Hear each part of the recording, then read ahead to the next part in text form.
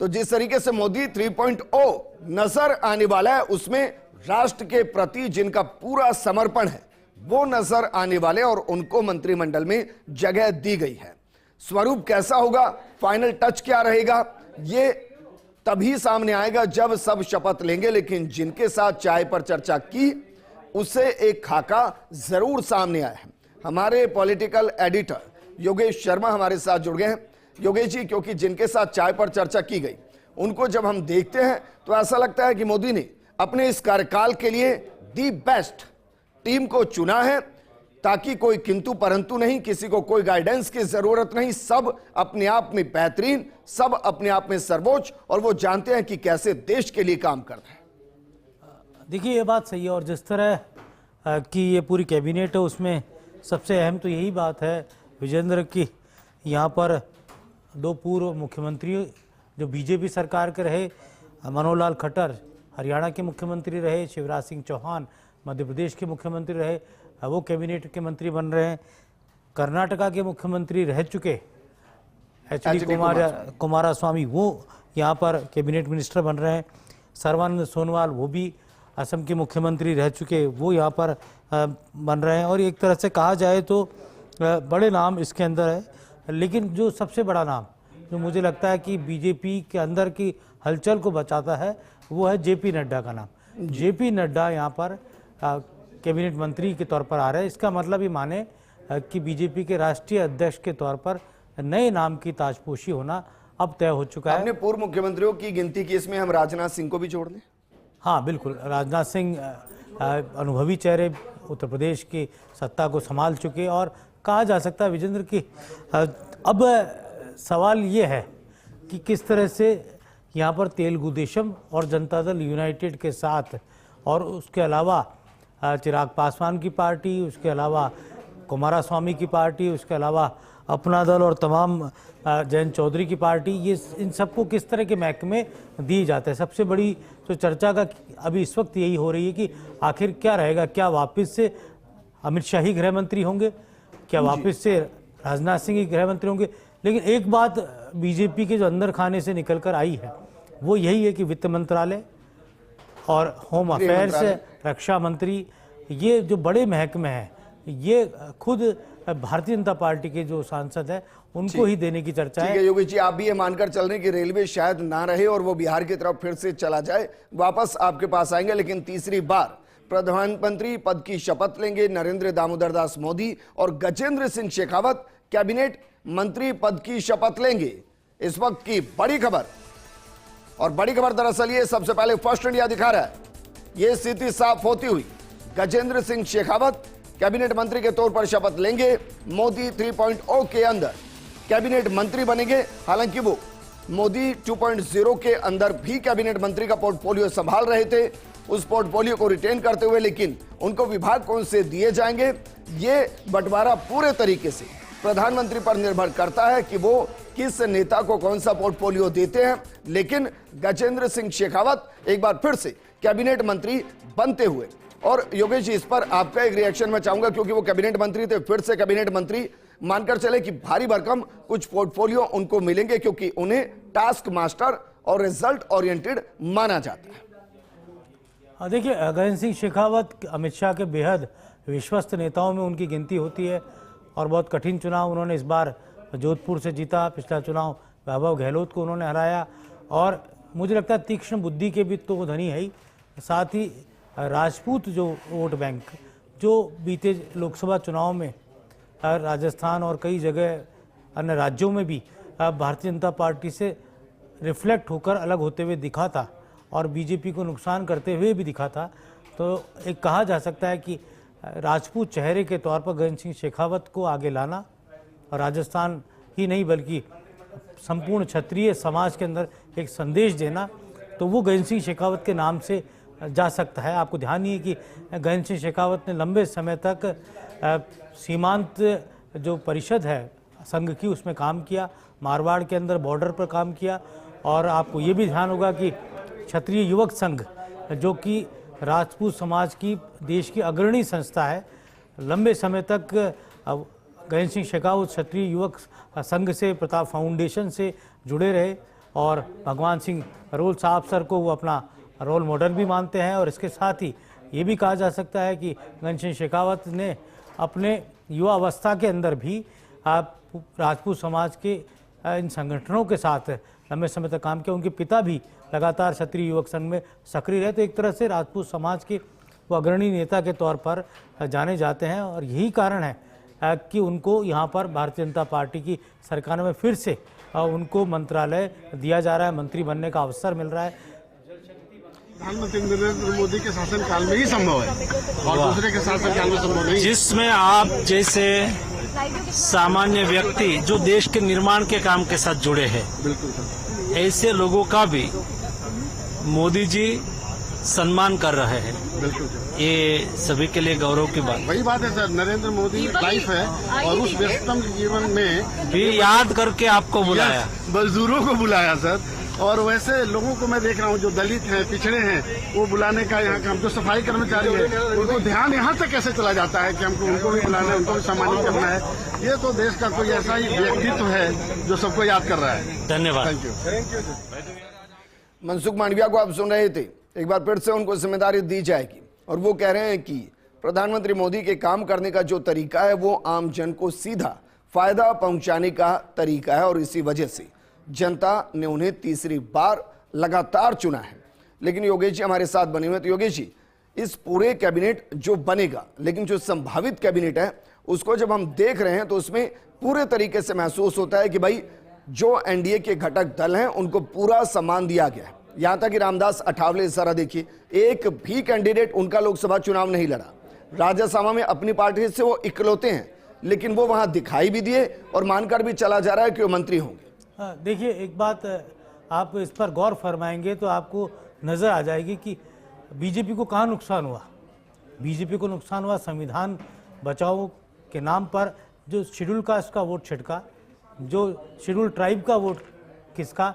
तो आप देखेंगे अब जो नई शेप है मंत्रिमंडल का, जो 3.0 जो कहा जा रहा है, उसमें अर्जुन राम मेघवाल दलित चेहरा, बिल्कुल, रामदास अठावले आपने नाम लिया वो दलित चेहरा, पंकज चौधरी जो उत्तर प्रदेश के नेता है, सांसद है, वो दलित चेहरा। इसके साथ ही यहाँ पर एसपी सिंह बघेल वो दलित चेहरे के तौर पर है। और हम बात करें चिराग पासवान की, जीतन राम मांझी की, ये भी दलित चेहरे के तौर पर इस मंत्रिपरिषद का हिस्सा होंगे। तो और उसके साथ ही कमलेश पासवान का जिक्र कर लेते हैं, वो भी एससी के हैं। और महिला फेसेज में भी इसमें एससी के चेहरों को लिया गया है। तो ये कहा जा सकता है कि ध्यान यहाँ पर पूरी तरह फोकस किया गया है उस वोट बैंक पर जो बीजेपी से इस लोकसभा चुनाव में छिटका है।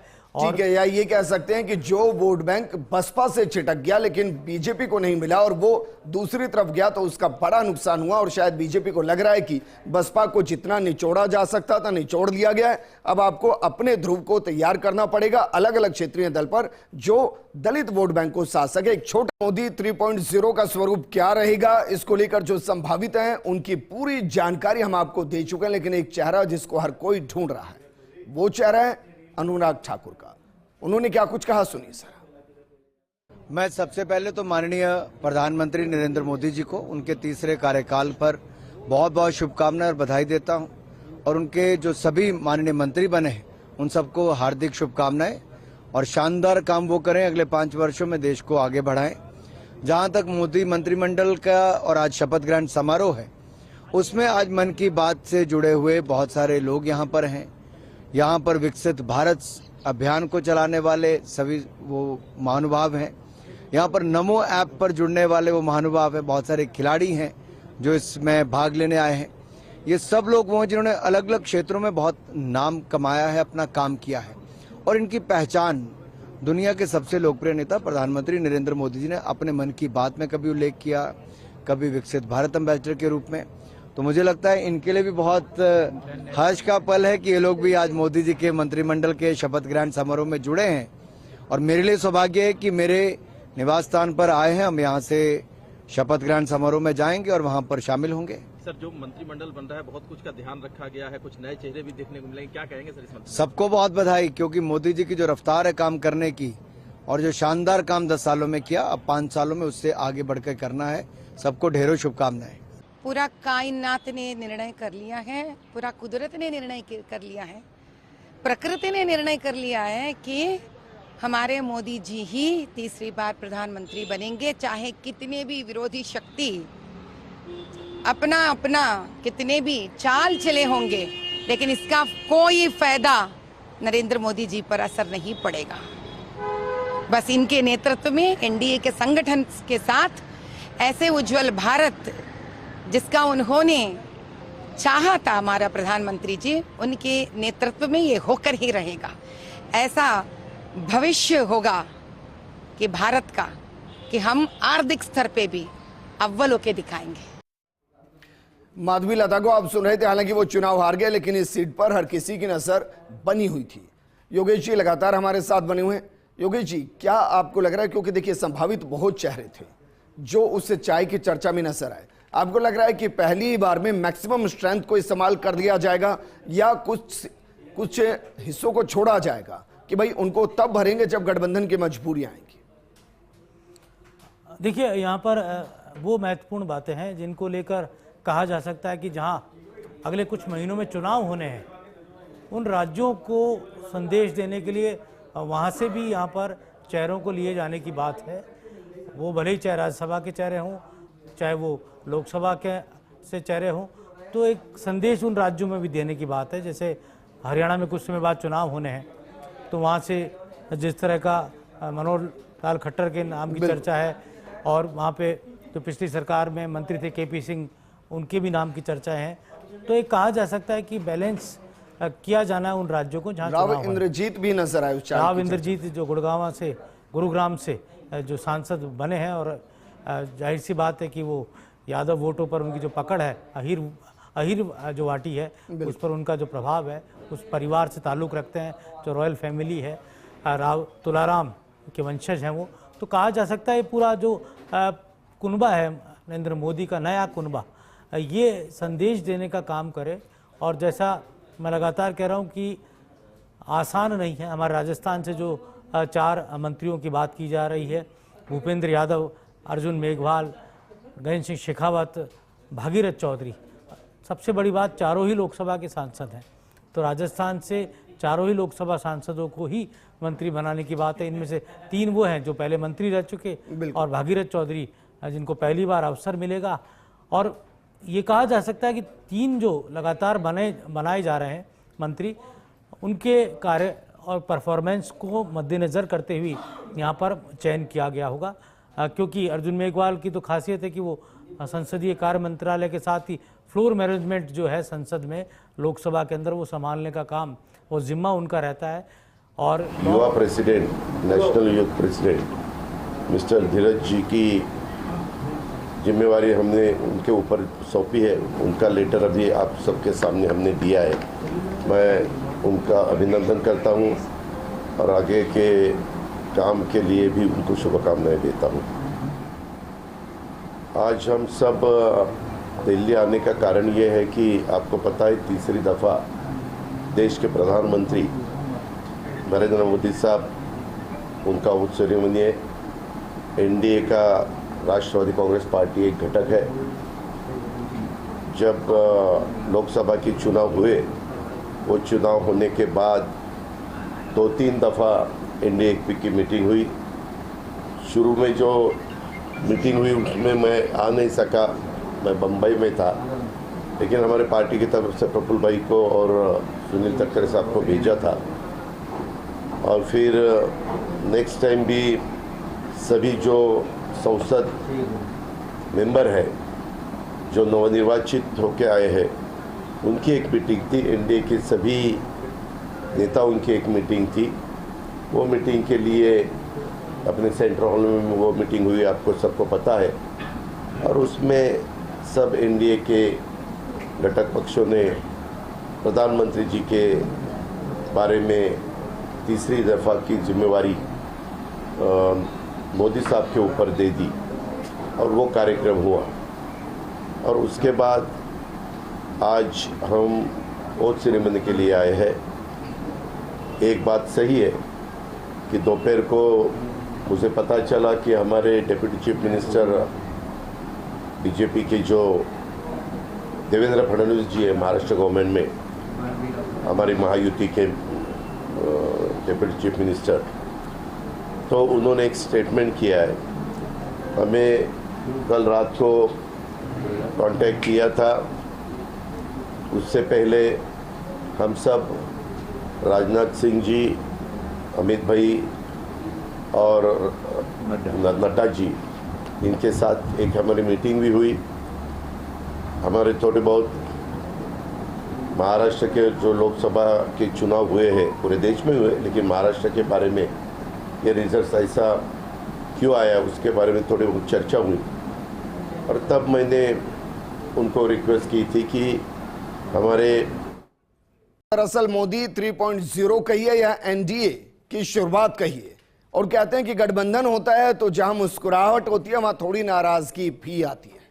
और शपथ ग्रहण से पहले प्रफुल्ल पटेल क्या कुछ कह रहे हैं, पहले ये सुनिए सारा। देखिए बात सही है कि हमको राज्य मंत्री स्वतंत्र प्रभार के बारे में सूचना मिली, लेकिन मैं स्वयं भारत सरकार का कैबिनेट मंत्री पहले रह चुका हूं, और इसलिए हमने उनको यही कहा कि भाई देखिए, ये आपने जो ऑफर दी है, हमें खुशी है कि आपने हमको एक सूचना भेजी, लेकिन मेरे लिए थोड़ा ये कठिन है कि हम ये पोस्ट को हम पूर्वी में मैं कैबिनेट मंत्री रहे कारण मैं नहीं स्वीकार कर सकता। इसमें कोई ऐसा मतभेद नहीं है, कोई मतलब जो भी कोई अटकलें लगाई जा रही है ऐसी कोई भी बात नहीं है। सब कुशल है, सब ठीक है, और हमको ये भी कहा गया है कि कुछ दिनों की आप राह देखिए, हम इसको दुरुस्त करेंगे। लेकिन आज के आज हमारे लिए भी ये संभव इसलिए नहीं है कि और पार्टीज के लिए भी हमने जो बात की है, निकष लगाए हैं, इंक्लूडिंग महाराष्ट्र में शिवसेना जो है, जिनके साथ एमपी चुनकर आए हैं, उनके साथ भी जो हम लोगों ने निकष लगाए, उसके हिसाब से आप प्लीज आज के आज इसको इंसिस्ट मत करिए। तो देखिए, प्रफुल्ल पटेल को आप सुने तो उन्होंने कहा कि हमें स्वतंत्र प्रभार राज्य मंत्री का दर्जा देने की बात हो रही है, लेकिन वो खुद पहले कैबिनेट मंत्री रह चुके हैं, भला कैसे स्वीकार कर सकते हैं। योगेश जी लगातार हमारे साथ योगेश जी बने हुए हैं। योगेश जी, सवाल यही है कि क्या इसी को गठबंधन कहते हैं कि देखिए नाराजगी खुलकर कहीं भी नहीं गई और अपनी बात बता भी दी गई। देखिए, प्रफुल्ल पटेल बड़े नेता है, सीनियर नेता है, और इसके अलावा गठबंधन राजनीति के बहुत बड़े प्लेयर है। शरद पवार के वो विश्वस्त रहे, बाद में अजीत पवार के साथ अलग दल बना लिया, और बड़े कांग्रेस के नेता रहे एक ज़माने भर तक, और कहा जा सकता है कि उनका भी ताल्लुक गुजरात से है। तो ऐसे में उनकी जो उम्मीद थी कि वो कैबिनेट मंत्री होंगे, वो नहीं बन पाए। तो ऐसे में अब उन्होंने अपनी मन की बात कह दी है, और ये कह दिया साफ तौर पर कि वो अब सरकार में शपथ नहीं लेंगे। तो किस तरह से उसको देखते हैं। बहरहाल ये सब बातें होती है, 5 बर्तन जहाँ होते हैं वो बसते ही हैं। परिवार बड़ा है, और हम तो अटल बिहारी वाजपेयी का लोहा आज भी मानते हैं कि अटल जी ने 23 दलों के साथ अपनी सरकार को चलाया था, और इसलिए वाजपेयी की जो शैली थी वो आज भी लोगों के जहन में जिंदा रहती है। याद आते हैं कि किस तरह से उन्होंने अपनी एनडीए की सरकार को चलाया था। उनके समय ही एनडीए का निर्माण हुआ था और सरकार का गठन हुआ था। 3 बार वो देश के प्रधानमंत्री रहे, और जॉर्ज फर्नांडिस, नीतीश कुमार, ममता बनर्जी और तमाम बड़े बड़े अलग अलग दलों के बड़े नेता वो अटल सरकार में उस समय मंत्री थे। नरेंद्र मोदी के लिए ये नया अनुभव है। इससे पहले वो कभी भी इस तरह की गठबंधन सरकार का नेतृत्व उन्होंने नहीं किया। विजेंद्र, वो गुजरात के मुख्यमंत्री रहे, उस वक्त भी वो बहुमत की सरकार के मुख्यमंत्री थे, और जब देश के प्रधानमंत्री बने तब भी वो बीजेपी के बहुमत की सरकार के प्रधानमंत्री थे। तो ऐसे में अब पहला अवसर है जब वो इस तरह की सरकार का नेतृत्व करेंगे, जहाँ पर बीजेपी को बहुमत नहीं है, एनडीए को बहुमत है। तो एनडीए के घटक दल चाहेंगे कि उनकी पूरी बात सुनी जाए, उनको मान सम्मान मिले, उनकी सरकार के अंदर ब्यूरोक्रेसी उनकी बात माने, और अगर ऐसा कहीं पे भी कुछ खटकता है तो वो बातें सामने आएंगी। और शपथ ग्रहण से पहले ये हम एक दृश्य भी हमने देखा सुना प्रफुल्ल पटेल को, तो इस तरह की बातें हमें देखने को मिलती रहेगी। ये नया चैप्टर नहीं होगा, इस तरह की बातें देखने को मिलती रहेंगी। मान मनोबल चलते रहेगी, क्योंकि आप भी देखिए। लेकिन मैं एक इंटरनेशनल विक्ट्री उनकी देख रहा था। इंटरनेशनल विक्ट्री दरअसल मेरी नजर में ये है कि जिस मालदीव के साथ लगातार विरोध रहा और चीन जिसको अपनी बाहों में बैठाना चाहता है वो फिलहाल शपथ ग्रहण समारोह का हिस्सा और वही मुइजू हैं जो खुलकर बोले जब प्रधानमंत्री मोदी वहां पहुंचे थे। देखिए, इंटरनेशनल विक्ट्री की बात करें तो आपको ये भी देखना होगा विजेंद्र की किस तरह की टीम नरेंद्र मोदी के लिए काम कर रही है। आप देखिए, उनके पास एस जयशंकर जैसे गुणी नेता है बिल्कुल, जो फॉरेन अफेयर्स को देख रहे हैं। अजीत डोभाल जैसे एक वो राजनयिक हैं जो अपने आप में डिफेंस के बड़े रणनीतिकार हैं पूरी दुनिया के। तो एक होशियार टीम उनके पास है जो इस तरह के विदेशी जो नेता हैं उनको साधने का काम करती है। तो सार्क कंट्रीज़ के जो तमाम जो प्रमुख नेता हैं उनको यहाँ पर बुलाकर एक संदेश देने का काम प्रधानमंत्री नरेंद्र मोदी कर रहे हैं। और एक ये लंबा अनुभव जो नरेंद्र मोदी का अब तक रहा है अपने विदेशी अनुभवों के कारण, उसमें मालदीव खटक रहा है सार्क देशों के बीच में, क्योंकि मालदीव चाइना की गोदी में जाके बैठ गया और वहाँ पर जो सरकार बनी है वो भी भारत विरोधी सरकार है और भारत की सेना भी वहाँ से अब वापस अपने स्वदेश आ चुकी है। और रणनीतिक तौर पर, सामरिक तौर पर मालदीव अपने आप में बहुत ही महत्वपूर्ण देश है। तो ऐसे में उसको साधना आवश्यक है। बहरहाल मंत्री परिषद की अगर हम बात कर ले, जैसा मैंने आपको कहा था पहले कि SC और ST और मूल OBC को वरीयता इस पूरे मंत्री परिषद में देखने को मिलेगी। तो चाहे 5 से 7 चेहरे बड़े दलित नेता हैं, 5 से 7 चेहरे यहाँ पर कहा जा सकता है कि आदिवासी वर्ग से ताल्लुक़ रखने वाले हैं। OBC की संख्या आप देखेंगे, खुद प्रधानमंत्री मोदी भी OBC वर्ग से ही ताल्लुक़ रखते हैं। तो एक बड़ी संख्या OBC की यहाँ पर इस मंत्री परिषद में देखने को मिलेगी। तो ये कहा जा सकता है संविधान के मसले को लेकर जिस तरह का नारा बुलंद कांग्रेस ने किया था लोकसभा चुनाव के दरमियान, वो पूरे चुनाव में बीजेपी को भारी पड़ा और सबसे ज़्यादा नुकसान देखने को मिला राजस्थान में, उत्तर प्रदेश में तो बड़ा भारी नुकसान भारतीय जनता पार्टी को संविधान के कारण देखने को मिला। 400 पार का जो नारा था उससे एक वर्ग विशेष में संदेश ये गया कि बीजेपी आएगी तो हमारा संविधान खत्म कर देगी। और कुछ बड़े नेताओं के बोल भी इस तरह के रहे जिन्होंने भी बीजेपी को, क्योंकि अमूमन ये कहा जाता है कि भाई स्टेट की सीटों के हिसाब से मंत्रिमंडल को बांटा जाता है और कहाँ चुनाव होने वाले हैं, कहाँ किस तरीके से फायदा होगा उसको देखकर भी बांटा जाता है। लेकिन राजस्थान में 14 ही सांसद जीते, 4 मंत्री पद हासिल करने वाले हैं, संभावित हम उनको मान रहे हैं। क्या इसके पीछे की बड़ी वजह है कि चाहे अर्जुन मेघवाल हो, गजेंद्र शेखावत हो या फिर भूपेंद्र यादव हो, ये स्टेट पॉलिटिक्स से ऊपर उठ चुके हैं और उनकी नेशनल पॉलिटिक्स में इतनी धमक या कहें कि अपने अपने मंत्रालयों में इतनी अच्छी परफॉर्मेंस कि उनको स्टेट के साथ काउंट नहीं किया जाए? देखिए, ये वो चेहरे हैं, खासतौर से 3 जो बड़े चेहरे जिनकी बात हम कर सकते हैं। अर्जुन राम मेघवाल नरेंद्र मोदी के बेहद विश्वस्त, मतलब आप समझिए कि अर्जुन राम मेघवाल उन कामों को भी करते हैं जो सामने नहीं आते। और ख़ास तौर से आपने देखा होगा कि 1 महीना उन्होंने बंगाल में बिताया, कई राज्यों में उनको चुनाव के समय अलग से एक चॉपर दिया गया जिसके जरिए अर्जुन राम मेघवाल ने चुनावी यात्राएं की। भूपेंद्र यादव एक ऐसे राजनेता जो अमित शाह के सरकारी आवास पर बिना अपॉइंटमेंट के जा सकते हैं, बहुत कम नेता है जो इस तरह से जाते होंगे, तो उनमें भूपेंद्र यादव का नाम है जो कभी भी वहाँ जा सकते हैं। और बड़े चेहरा उनका नाम बीजेपी के राष्ट्रीय अध्यक्ष को लेकर भी चर्चाओं में था और एक बड़े यादव छत्रप के तौर पर बीजेपी की कोशिश भी उनको उभारने की। अलवर से सांसद बनने के बाद एक ज़मीनी नेता की छवि भी उनकी बन गई है। तीसरा नाम गजेंद्र सिंह शेखावत का, जो नॉर्थ इंडिया में जिस तरह राजपूत समाज के अंदर एक मैसेज गया था कि भारतीय जनता पार्टी के खिलाफ नेगेटिव, कई जगह पर ये बातें भी सुनने को मिली कि राजपूत समाज ने वोट ही नहीं डाला बीजेपी को और तटस्थ रहे, तो नेचुरली इसका नुकसान बीजेपी को हुआ। तो उस नुकसान को साधने के लिए भविष्य में, क्योंकि राजपूत समाज एक भारतीय जनता पार्टी का खास तौर से उत्तर भारत में और राजस्थान में तो विशेष तौर पर जन्मदाता रहा है बीजेपी का, बीजेपी की जड़ों से जुड़ा रहा है।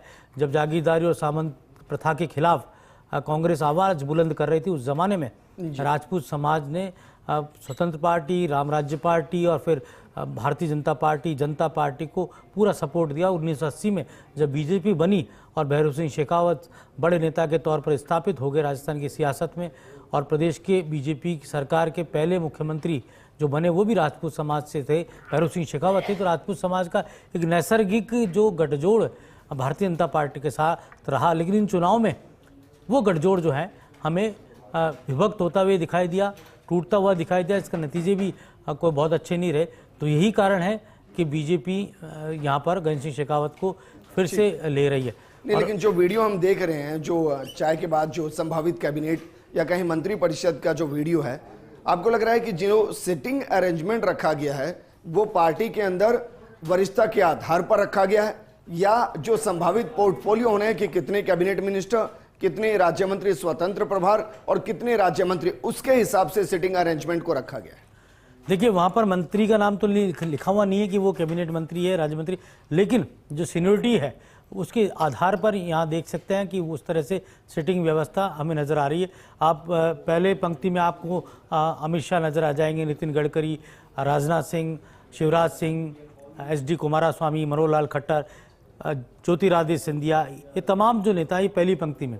दूसरी पंक्ति में हमें भूपेंद्र यादव और कई और बड़े नेता, बीजेपी के, TDP के बड़े नेता वो नज़र आ जाएंगे। तीसरी पंक्ति में हमें और तो एक तरह से कहा जाए कि कैबिनेट मंत्री के बाद राज्य मंत्री, तो उस अनुपात में मुझे लगता है कि सिटिंग अरेंजमेंट यहाँ पर वरिष्ठता के आधार पर पूरी तरह यहाँ रखा गया होगा। प्रफुल्ल पटेल ने इशारा भी तो कर ही दिया ना कि भाई किसको कैबिनेट मंत्री बनाया जा रहा है, किसको राज्य मंत्री स्वतंत्र प्रभार। तो जितने भी इसके अंदर बैठे होंगे फ्रेम के अंदर, उनको पहले से पता होगा कि वो किस पोर्टफोलियो के साथ काम करने वाले हैं।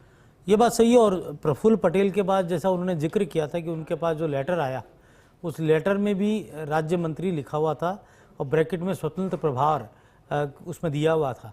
तो वो पता लग गया उनको कि उनको क्या बनाया जा रहा है। और इसी बात से उन्होंने अजीत पवार से चर्चा की होगी। अजीत पवार ने भी उनको कहा होगा कि आप सीनियर हैं तो आप रहने दीजिए। लेकिन अभी ऑप्शंस है, अभी ऐसा नहीं कि प्रफुल्ल पटेल की नाराज़गी दूर नहीं की जाएगी, भविष्य में उन्हें साधा जाएगा। और बीजेपी की कोशिश होगी कि अजीत पवार को साथ रखे, क्योंकि कारण यही है कि अजीत पवार अगर साथ नहीं होंगे विजेंद्र, तो दिक्कत महाराष्ट्र में पैदा हो जाएगी। महाराष्ट्र में जो शिंदे की सरकार है उनको संकट यहाँ पर देखने को मिल जाएगा। तो पूरा जो यहाँ कुनबा है भारतीय जनता पार्टी का, वो अपने आप में कोशिश में करेगा कि किसी भी तरह जो नाराज जो तेलुगु देशम के हैं, जो नाराज जो यहाँ पर भारतीय जनता पार्टी के जो सदस्य हैं, उनको नाराज नहीं करे। तो एक बड़ा फैक्टर जो यहाँ मुझे देखने को मिला है कि कैसे यहाँ पर साधने को लेकर जो फार्मूला बना होगा, जो अभी तक बाहर नहीं आ पाया, लेकिन उस फार्मूले के तहत जो बिहार को पसंद है,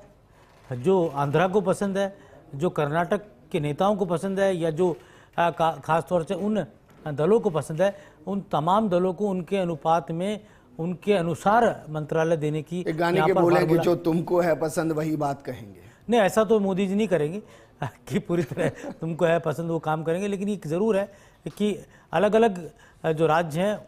और इसमें आपने एक और चीज़ देखी कि विजेंद्र, कि साउथ को बहुत ज़बरदस्त यहाँ पर साधने का काम, मतलब आप ये कह रहे हैं कि भाई बिहार में रेल जाएगी और आंध्र में ग्रामीण विकास मंत्रालय जा सकता है।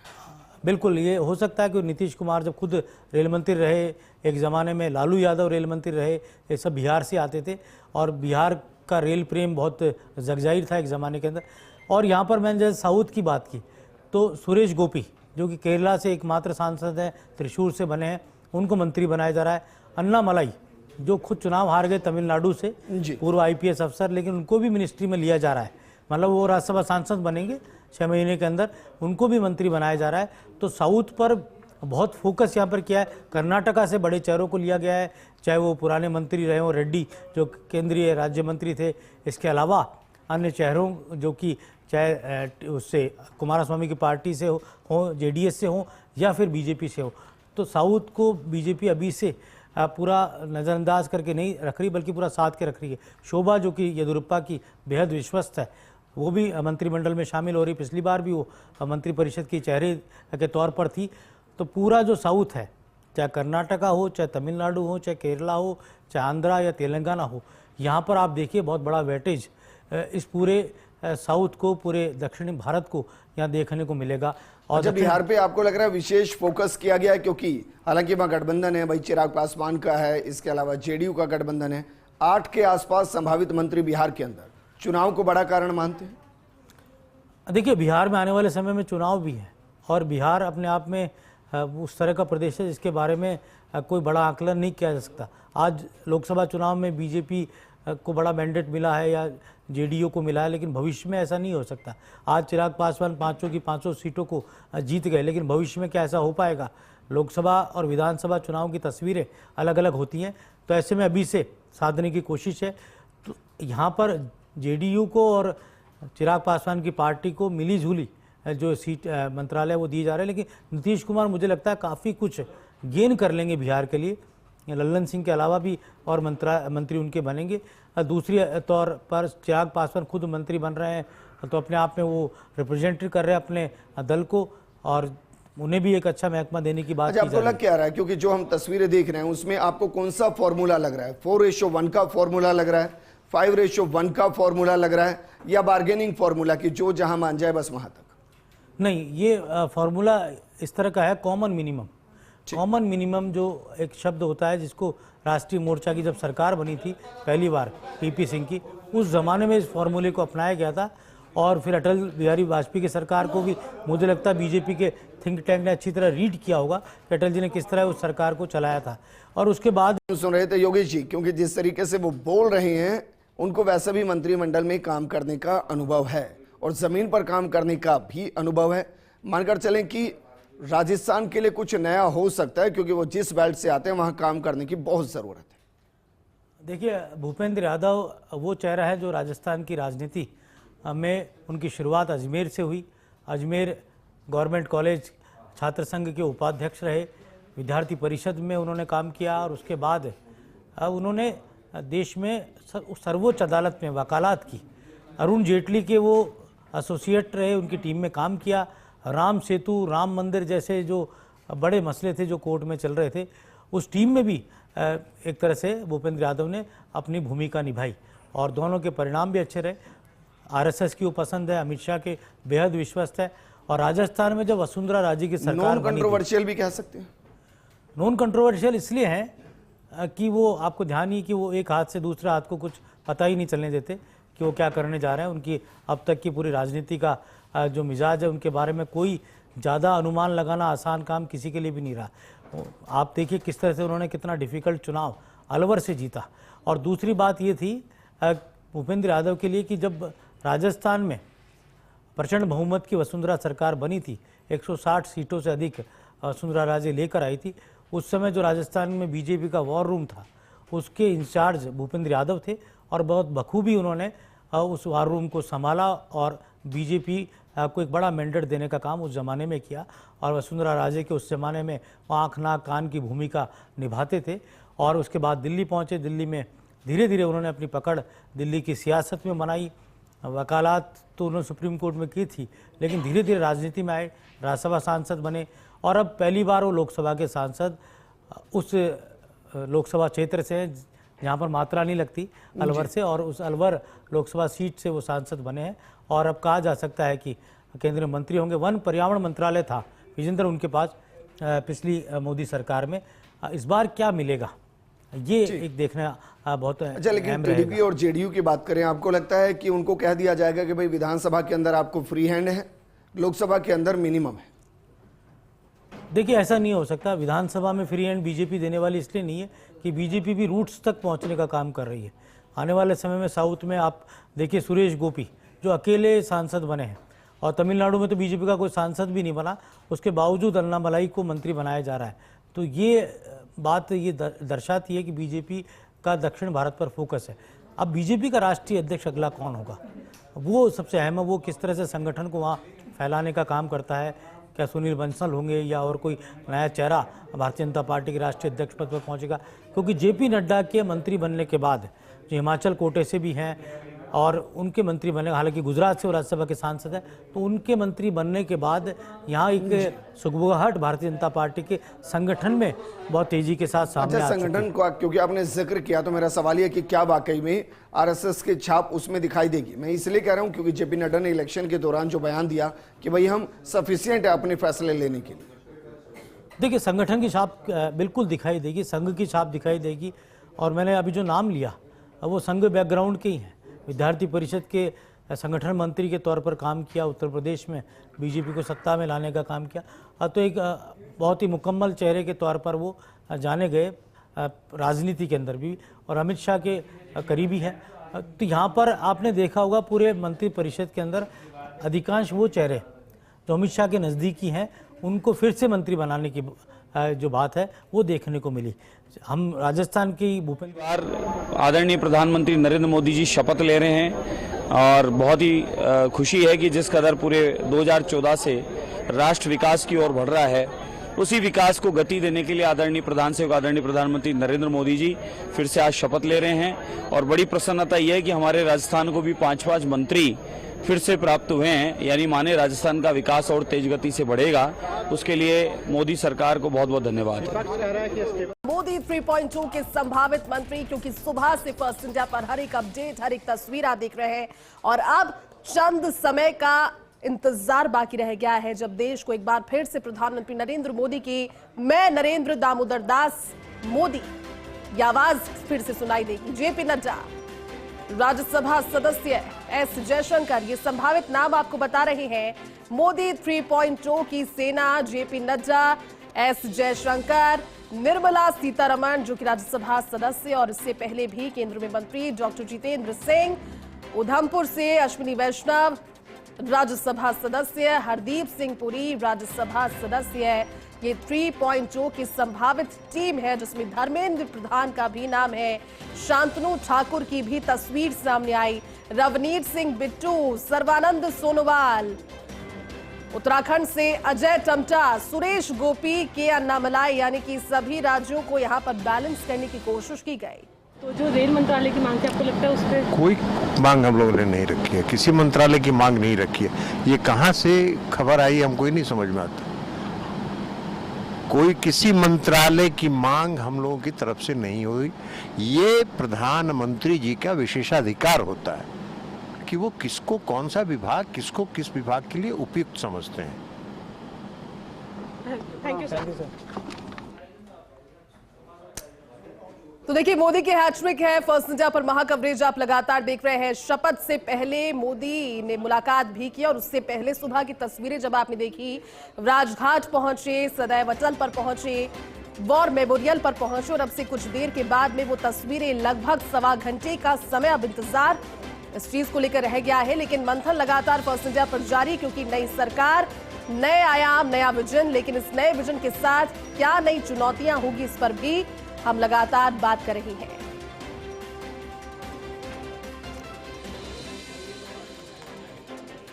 तो देखिए, चर्चा लगातार इसको लेकर जारी है, क्योंकि 16 मार्च जब से चुनावों की घोषणा हुई थी और आज तक जब प्रधानमंत्री के तौर पर नरेंद्र मोदी एक बार फिर से शपथ लेने वाले हैं, हैट्रिक बन गई है। लेकिन सबसे खास बात यह है कि विपक्ष भी इस बार मजबूती के साथ सामने आया है। चलिए अब ये चलते हैं, सियासी चर्चा का रुख करते हैं। हमारे साथ में डॉक्टर प्रदीप चतुर्वेदी इस समय जुड़ चुके हैं, कांग्रेस के प्रवक्ता। प्रदीप जी, स्वागत है आपका। लेकिन सबसे बड़ी बात, क्योंकि विपक्ष के नाते भी अगर कांग्रेस की भूमिका को इस चुनाव में देखा जाए तो फिर पिछले चुनावों के मुकाबले तमाम कोशिशों के साथ मजबूत विपक्ष नजर आ रहा है। लेकिन जब नई सरकार आज बन रही है तो कौन से 3 ऐसे बड़े टेकअवेज हैं प्रदीप जी जो देखते हैं इस सरकार के? देखिए, आज सरकार शपथ लेने जा रही है और जिस तरह के संभावित नाम सामने आ रहे हैं उसमें कई नाम कौतूहल भरे भी हैं, पर सवाल यह है कि ये प्रेरोगेटिव प्रधानमंत्री का है तो वे सरकार चुन रहे हैं। लेकिन सरकार चुनने में जो उनकी बाधाएं आ रही हैं और जो सहयोग का जो उनको बात हो रही है, जो उनकी प्राथमिकता निर्धारित हो रही है, उसे लग रहा है कि काफ़ी मुश्किल में वो प्रधानमंत्री हैं। और जिस तरह का वातावरण बनाया गया रहा है, जिस तरह की उनकी प्राथमिकता तय की जा रही है, उससे मुझे लगता है कि वे आसानी से सरकार चलाने में सक्षम नहीं होंगे, क्योंकि वो पहली बार किसी साझा सरकार के साथ काम करने की स्थिति में आए हैं। इससे पहले उन्होंने बहुमत की सरकार चलाई है। जब वो मुख्यमंत्री थे उसमें गुजरात में, तब भी उन्होंने बहुमत की सरकार चलाई और केंद्र में भी उन्होंने 2 सरकारें चलाई हैं, वो बहुमत की सरकार चलाई है। पहली बार वो अपनी सरकार में साझा करके वो सरकार बनाने चले हैं। तो अब निश्चित तौर पर जो दल उनके साथ सहयोग कर रहे हैं, उनकी अपनी प्राथमिकताएं, उनकी अपनी क्षेत्रीय प्राथमिकताएं जिनको लेकर के बात कर रहे हैं। अब जिस तरह की चर्चाएं चल रही है और जिस तरह से 2 दल, जो तेलुगु देशम पार्टी जो आंध्र प्रदेश से है और बिहार से नीतीश बाबू जो हैं वो उनके साथ हैं, तो निश्चित तौर पर वे अपने राज्यों की प्राथमिकताओं लेकर उनसे बात कर रहे हैं। और यही वजह है कि उनको मल्टीपल चुनने में जो उनकी लिमिटेशंस हैं वो सामने आ रही हैं। और जिस तरह से उन्होंने अपनी विशेष राज्य का दर्जा देने की जो बात उन दोनों राज्यों ने की है, मैं समझता हूँ सबसे बड़ी बात यही है कि क्या पिछड़ा विशेष राज्यों का जो स्टेटस है क्या वो राजनीति से तय होगा या प्राथमिकताओं से तय होना चाहिए। अगर इस तरह की बात है तो राजस्थान की अपना हक है, राजस्थान सबसे बड़ा राज्य है और राजस्थान में जिस तरह की स्थिति है आप देखिए कि राजस्थान में कई जिले इतने बड़े हैं कि वो कुछ राज्यों से ही बड़े हैं और रेगिस्तान यहाँ पर है। हमारे राजस्थान में देश का भूभाग का 10% हमारे पास है, लेकिन हमारे पास पानी सिर्फ 1% है। तो सवाल यह कि राजस्थान में पानी है और सबसे बड़ा राज्य है, तो राजस्थान को विशेष दर्जा दिए जाने का प्रावधान होना चाहिए।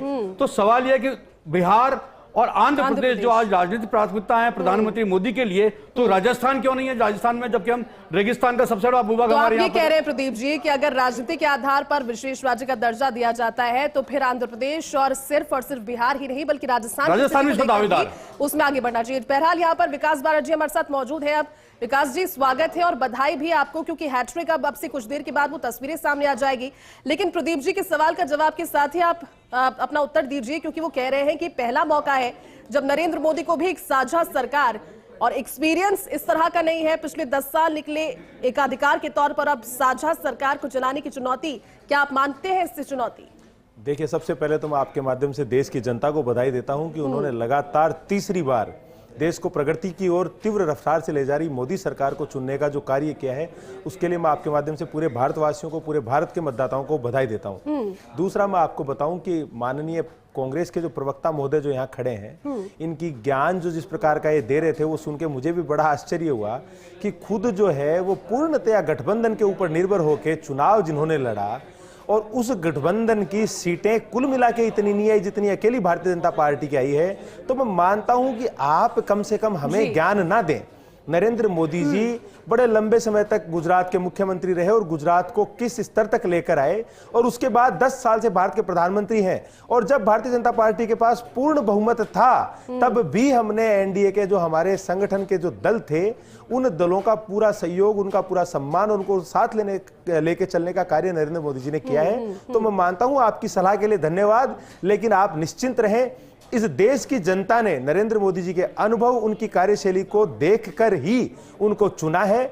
और मैं मानता हूं, मैं ही नहीं पूरा देश मानता है कि अगर लगातार 2 टर्म के बाद भी इतना प्रचंड बहुमत एनडीए को, नरेंद्र मोदी जी के नेतृत्व को दिया है, तो मैं मानता हूं कहीं ना कहीं पूरा देश आश्वस्त है। कृपया आप इसको लेकर चिंतित ना रहें। फिर भी अगर आपकी चिंता है तो एक सहज और सकारात्मक विपक्ष के रूप में जो भी आपके सुझाव हो वो समय समय पर सकारात्मक सुझाव देते रहिएगा। आपके सुझावों के लिए धन्यवाद। लेकिन विकास, ये तो मानकर चल रहे हैं ना कि एक लंबे अरसे के बाद में जब लोकसभा में सदन चलेगा तो प्रश्न उत्तर के लिए एक मजबूत विपक्ष भी आपके सामने रहेगा और उसके लिए तैयारी आपको भी ज्यादा करनी होगी। लेकिन ये बताइए कि सबसे लंबा ये चुनाव रहा, सबसे खर्चीला चुनाव रहा, लेकिन चुनौतियों के तौर पर वैश्विक और राष्ट्र के स्तर पर जब आप खुद आत्ममंथन करते हैं तो क्या चुनौतियां या फिर क्या प्राथमिकताएं पाते हैं इस सरकार के साथ? देखिए, बिल्कुल हर चुनाव जो है वो अपने आप में महत्वपूर्ण होता है। और रही बात विपक्ष के मजबूत होने और ना होने की, तो मैं मानता हूं कि विपक्ष जब कमजोर था तब भी आदरणीय नरेंद्र मोदी जी ने विपक्ष को पूरा समय हमेशा संसद काल के दौरान देने का कार्य किया है। हमने कभी भी विपक्ष को दबाने का कार्य नहीं किया। इन लोगों ने संसद प्रांगण में आपने देखा जब जब इनका मन किया तब तब धरने दिए हैं, हर प्रकार का विरोध इन्होंने दर्ज कराया और इनके विरोध को और इनके सुझावों को हमेशा ही सहर्ष स्वीकारा गया है। और मैं मानता हूं कि आज इस चुनाव के बाद भी जिसमें इतना ज्यादा झूठ विपक्ष के लोगों ने मनगढ़ंत तरीके से बोला गया, जो खुद 100 से ज्यादा संविधान संशोधन अपने कार्यकालों में कर चुके हैं, उन्होंने देश की जनता को भ्रमित किया कि भारतीय जनता पार्टी आएगी तो संविधान बदल देगी। लोगों को कहा कि आपका आरक्षण खत्म कर दिया जाएगा। किस प्रकार के भ्रामक प्रचार किए गए, किसानों को बरगलाया गया, युवाओं को डराया गया, दलितों को डराया गया। और उस झूठ को भी देश की जनता ने दरकिनार करके जब नरेंद्र मोदी जी के सर पे ये सहरा बांधा है, साफा बांधा है जिम्मेदारी का। विरोधाभास क्योंकि आप जिक्र कर रहे हैं, आप कह रहे हैं कि आप सभी जो घटक दल हैं इनको साथ लेकर चलेंगे। और ये अच्छी बात है कि शुरुआती दौर में जब हम पदों को लेकर के या फिर विभागों को लेकर देखते हैं तो ऐसा कोई खास मनमुटाव नजर आया नहीं, आराम से सब कुछ चल रहा है, सबके अपने अपने यहाँ पर प्रायोरिटी सेट है। लेकिन भविष्य में ये संतुलन बनाए रखना आपके लिए भी एक बड़ी जिम्मेदारी और ये कहीं ना कहीं चुनौती होगी, लगता है क्या? अगर आप नरेंद्र मोदी जी के पूरे कार्यकाल को जब से उन्होंने जनप्रतिनिधित्व संभाला, और मैं मानता हूं उससे पहले जब वो संगठन के लिए काम करते थे, उस समय को और उनके कार्य को आप देखेंगे तो आप मानेंगे कि उन्होंने विपरीत परिस्थितियों के अंदर भी सकारात्मक परिणाम दिए हैं। तो आप बिल्कुल निश्चिंत रहिए और मैं मेरे कांग्रेस के साथियों को भी विश्वास दिलाना चाहता हूं कि आप चाहे जो रणनीतियां बना लीजिएगा, लेकिन नरेंद्र मोदी जी हैं, आपके इन रणनीतियों और आपकी इन चालों का वहां कोई असर होने वाला नहीं। ये सरकार जो पूरे 5 साल के लिए चुनी गई है, मैं आपके माध्यम से बड़ी जिम्मेदारी से कहता हूं कि पूरे 5 साल देश की सेवा करती रहेगी। प्रदीप जी, विकास जी कह रहे हैं कि कोई परेशानी होगी नहीं, सब कुछ ठीक है। जो संतुलन आज नजर आ रहा है तस्वीरों में, या फिर 1 घंटे के बाद जो तस्वीरों में संतुलन और जो खुशी नजर आएगी, ये अगले 5 साल रहेगी। घटक दलों के साथ समन्वय, संतुलन बनाए रखना कांग्रेस की भी चुनौती है, लेकिन बीजेपी के लिए क्या मानते हैं बड़ी चुनौती, और फिर कांग्रेस का रुख क्या रहेगा घटक दलों के साथ? एक बात और कह दूं आप अगर कहें तो। ठीक है। अच्छा, ये हमारे संगठन की तो चिंता करते हैं, और आपने देखा किस प्रकार इंडिया अलायंस के दलों ने ये चुनाव के रिजल्ट आते ही सबने अपने अपने पल्ले झाड़ लिए। उधर आम आदमी पार्टी कहती है कि दिल्ली में हमारा कोई लेना देना नहीं है। ममता बनर्जी जो है वो इनकी मीटिंगों में अभी तक दिख नहीं रही है। किस प्रकार खंड खंड वापस बिखर गए। जो एक कुत्सित प्रयास इन्होंने इकट्ठा होकर किया था, किस प्रकार वो राजनीति, जो एक कुत्सित राजनीति इन्होंने देश को पीछे करने के लिए मैं मानता हूं की, और वो किस प्रकार बिखर रही है, पूरे देश के सामने एक्सपोज हो रही है। कृपया करके ये अपनी चिंता करें। टीएमसी के जो स्वर तल्ख हुए हैं, ये कहीं ना कहीं डाइजेस्ट नहीं हो रहे हैं वाकई में। क्या लगता है कि जिस एकजुटता की तस्वीर के साथ आते हैं, एक सर्वसम्मत एजेंडे की जरूरत अभी कांग्रेस पार्टी को है, जिससे सभी विपक्ष की एकता को जोड़कर रखा जा सके, एक सर्वसम्मत एजेंडा? प्रदीप जी, देखिए, मैं आपको याद दिलाना चाहता हूं, ये जो अभी 2 सहयोगियों के माध्यम से सरकार बनाई जा रही है, साझा जो सरकार बन रही है, ये दोनों पहले सहयोगी भी 2014 में इनके साथ थे, और उसके बाद मोदी जी ने एक को जेल में डाला है, और उन्होंने विशेष राज्य की मांग की थी। जब मांग नहीं की तो उन्होंने गठबंधन छोड़ दिया था। नीतीश कुमार वो भी सरकार से अलग हुए। ये वही दोनों लोग हैं जो इन्हीं के सताए हुए हैं। मोदी जी ने इनको गले लगाया था 2014 में, सहयोगी थे इनके। तो क्या वजह है? मोदी जी का जो स्वभाव है राजनीति में, वो किसी का ना तो साझा करते हैं ना किसी के साथ शेयर करते हैं। वो एक व्यक्ति की राजनीति करते हैं, पूरी पार्टी को उन्होंने अंगूठे पर रखा हुआ है। पूरी पार्टी जिस तरीके से उन्होंने पिछली बार, आपको देखिए कि अभी उन्होंने जब गठबंधन के साथ नेता बने तो उन्होंने सबसे पहले संसद भवन में संविधान को माथे से लगाया। इसी संविधान को दता बताते हुए उन्होंने 150 सांसदों को जो है मुअत्तल सस्पेंड किया, और उसके बाद 3 नए आचार संहिता, दंड संहिता और सीआरपीसी के कानून बदल लिए। विपक्ष को बाहर करके और संसद में उन्होंने कानून पास कर लिए।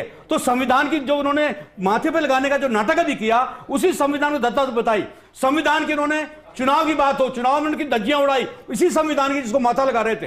पूरे चुनाव में उन्होंने अपनी सुविधा अनुसार कार्यक्रम निर्धारित किया। चुनाव आयोग उनकी मुट्ठी में, उनकी सुविधा अनुसार, लेकिन प्रदीप जी, अब इतना तो मानते हैं ना, जो बातें आप आज ये कह रहे हैं। 2.5 महीने चुनाव चला, लेकिन 2.5 महीने के बाद चुनाव आयुक्त ने कहा कि चुनाव बहुत लंबे हुए, 1 महीने पहले खत्म होने चाहिए थे।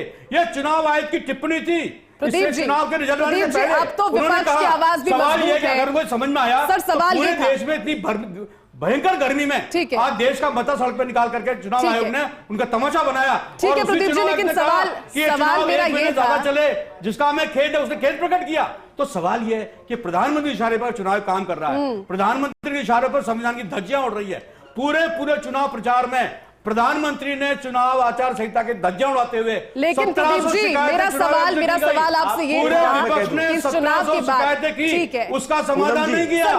मेरा सवाल सफाई दी, लेकिन जो शिकायतें की गई उनके बारे में कोई न सफाई दी गई, न उसके बारे में प्रावधान की बात की गई। इसलिए मैं आपको कहना चाहता हूं कि प्रधानमंत्री नरेंद्र मोदी ने जिस संविधान को माथे पर लगाकर नाटक किया, वो संविधान की धज्जियां प्रधानमंत्री ने उड़ाई, उसका उल्लंघन किया, और वो उसके दोषी हैं, और आने वाले समय में भी सारे केस बाकी हैं। सर, मेरा सवाल आपसे ये था कि विपक्ष के तौर पर कांग्रेस को भी तो एक सर्वसम्मत एजेंडे की जरूरत होगी ना, क्योंकि अभी से जो तल्ख स्वर नजर आ रहे हैं, विकास जी रुके, अभी से जो तल्ख स्वर नजर आ रहे हैं टीएमसी के या फिर आम आदमी पार्टी के, ये आगे 5 सालों तक तभी मजबूत रह पाएगा विपक्ष जब ये सभी साथ होंगे। अगर खंड विखंड होंगे तो फिर विपक्ष भी बिखरेगा। सर, उसको लेकर सवाल नहीं है, सवाल सरकार का है। सरकार के 2 सहयोगी पहले भुगत चुके हैं। वो विश्वास को लेकर के उन्होंने सरकार के साथ दिया था, उन्हीं को जेल में डाला गया, उन्हीं को अलग किया गया। इसलिए जो सहयोगी आज सरकार बनाने तुले हुए हैं, उन्हीं का आचरण देखिएगा। अभी विभाग बंटने दीजिए, अभी सरकार में विभाग बंटने दीजिए, अभी 5 दिन में सब खेला होने वाला है। विकास जी, 5 दिन का तो, लेकिन ये तो बात सही है, क्योंकि आंध्र प्रदेश और बिहार, जब हम इस दोनों राज्यों का जिक्र करते हैं, यहां पर वरीयता नीतीश कुमार और नायडू इन दोनों की ही नजर आई। अपने राज्य तक, केंद्र तक वो नहीं पहुंचे क्योंकि विशेष राज्य के दर्जे की बात हो या फिर केंद्र से आर्थिक सहायता की बात हो, इन्होंने अपने आप को लिमिट किया। क्या आपको लगता है कि अगले 5 साल ये गठबंधन, क्योंकि इस चीज के साथ कि पहली बार ये साझा सरकार एक तरीके से आ रही है, बहुमत की नहीं है, ये कितना चैलेंजिंग होगा? विकास, पहले तो मैं इन्होंने अभी एक गलत तथ्य आपके चैनल पे प्रस्तुत करके और जनता को परोसने का कार्य किया। ये कह रहे हैं 2.5 महीने तक चुनाव चला। महोदय, प्रथम चरण का चुनाव कितनी तारीख को हुआ था और अंतिम चरण का चुनाव कितनी तारीख तक हुआ, जरा आप ही बता दीजिए। देश का सबसे बड़ा चुनाव है, 19 अप्रैल शुरू हुआ है चुनाव और कब खत्म हुआ? 1 जून खत्म हुआ है। कितने महीने हुए? आप लगाइए अपना हिसाब। ये तो सबसे लंबा चुनाव है। ये तो 1.5 महीना सबसे हुआ। लंबा चुनाव आप 2.5 महीना कह रहे हो। अरे सर, ये 1.5 महीना हुआ कि 2.5 महीना हुआ? खुद कह रहे हैं कि 1 महीने ज्यादा चुनाव चला। ये 1.5 महीने तो क्या 15 दिन में सल्टाने में थे क्या? स्वीकारोक्ति है कि उन्होंने कहा कि 1 महीने ज्यादा चुनाव चले। ये 1.5 आप बताइए, जब उन्होंने 19 अप्रैल से 1 जून कितने दिन हुए? प्रधानमंत्री ने जेब में रखा चुनाव आयोग, इसलिए आपको सुविधाजनक रूप मिला। प्रधानमंत्री की सुविधा के अनुसार उनका ये चुनाव कार्यक्रम तय किया गया और उन्हें पूरे देश में इस चुनाव को प्रभावित करने का प्रयास किया। सवाल ये नहीं है, सवाल मतदाता की सुविधा में होता है, जबकि यहाँ प्रधानमंत्री सुविधा के लिए चुनाव कराए गए। ठीक है, चलिए अब मैं बोल लूं। ठीक है, मेरा सीधा सा सवाल है, 19 अप्रैल से 1 जून तक 2.5 महीने होते हैं कि 1.5 महीने होते हैं, ये बताइए आप। सबसे लंबा चुनाव है।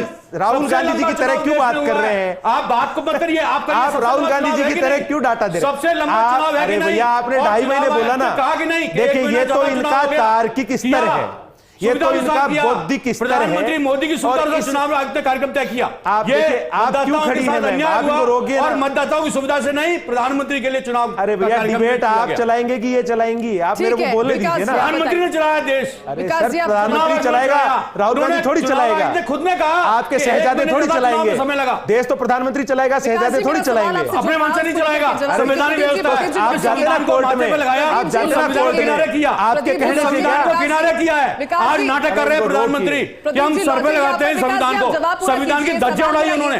कि अगले 5 सालों की रणनीति जब देखते हैं टीडीपी और साथ ही जेडीयू के साथ, जिनकी प्रायोरिटीज अभी के लिए तो सेट है कि राज्य है, राज्य पर नजर बनाए हुए आंध्र प्रदेश और बिहार, लेकिन अगले 5 सालों तक जी आप मेरे से उम्र में लगभग श्रीमान दुगनी उम्र के हैं। हर चैनल पे, हर डिबेट में आपको बीच में टोकना पड़ता है। आपको थोड़ा बहुत अच्छा लगता है क्या ये?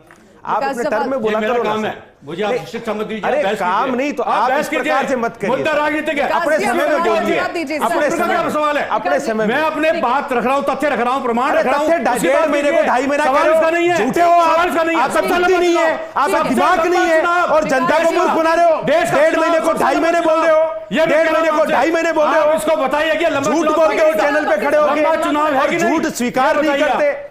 दूसरी बात, कल तक ईवीएम को गालियां निकालते थे। अरे भैया, अपनी नाकामियों को बहानों पे मत थोपा करो। डबल डिजिट में रह गए, अपने कर्मों से रहे हो। डबल डिजिट में जो रहे हो ना, वो अपने कर्मों से रहे हो। ये शहजादे की वजह से रहे हो, ये शहजादे की वजह से रहे हो। ये डबल डिजिट में जो रह गए, ये अपने कर्मों की वजह से रहे हो। और जिस प्रकार का झूठ यहाँ बोलते हो ना, जनता को आपका विजन बताने का मौका है। विकास जी आपका विजन बताइए सर। प्रदीप जी, आप अपना विजन बताइए, आप आपस में मत उलझिए। विकास जी, 1.5 महीने का 2.5 महीना ठीक है। विकास जी, आप अपना विजन बताइए सर। विकास जी, आप तो अपना विजन बताइए, आप अपना विजन बताइए। ठीक है सर, आप अपना विजन बताइए।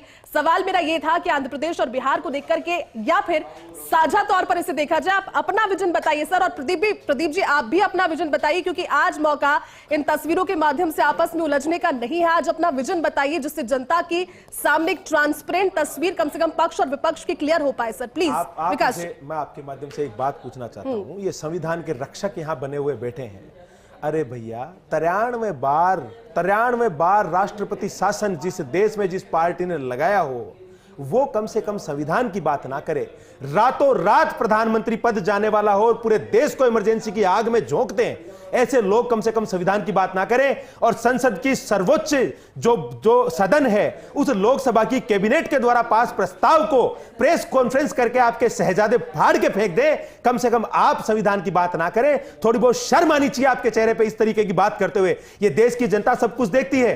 दूसरी बात, ये कहते हैं 5 साल का विजन। टीडीपी और जो नीतीश कुमार जी की पार्टी है, दोनों क्षेत्रीय पार्टियां हैं, दोनों वहां पर अपने अपने राज्यों के अंदर जो है वो सरकार बना रही है। दोनों की मांग स्वाभाविक है, अपने अपने क्षेत्र के लिए कोई भी दर्जा अगर वो मांगते हैं तो उनकी मांग अपनी तरह जायज है। लेकिन नरेंद्र मोदी जी की सरकार में पूरे भारत को एक मानकर न्याय करते हुए जिस प्रकार आज तक शासन किया गया, ना हमने धर्म को देखा, ना जाति को देखा, ना अगड़े को देखा, ना पिछड़े को देखा, उसी प्रकार हर वर्ग को और हर प्रदेश को बराबर मानते हुए ही आगामी 5 साल में और उसके आगे के जो शासन होंगे उनमें भी शासन किया जाएगा। ये आपके माध्यम से मैं इनको जवाब अच्छा, मुझे अब एक चीज का जवाब दीजिए। आंध्र प्रदेश की आपने जिक्र यहां पर की, नायडू की हम बात कर लेते हैं। साफ तौर पर कह चुके हैं कि मुस्लिम आरक्षण उनके आने के बाद भी साफ तौर पर होगा, लेकिन भारतीय जनता पार्टी का जब हम एजेंडा देखते हैं वो सीए, एनआरसी, या फिर अगर हम इसे इस तरह से समझने की कोशिश करें कि धर्मांतरण विरोधी कानून को लेकर आना, यहां पर कॉन्फ्लिक्ट होता हुआ नजर नहीं आएगा विकास जी आने वाले समय में, या फिर इसको लेकर के एक योजना बनाई गई होगी? अगर इतने बड़े पैमाने पर डिस्कशन हुआ होगा,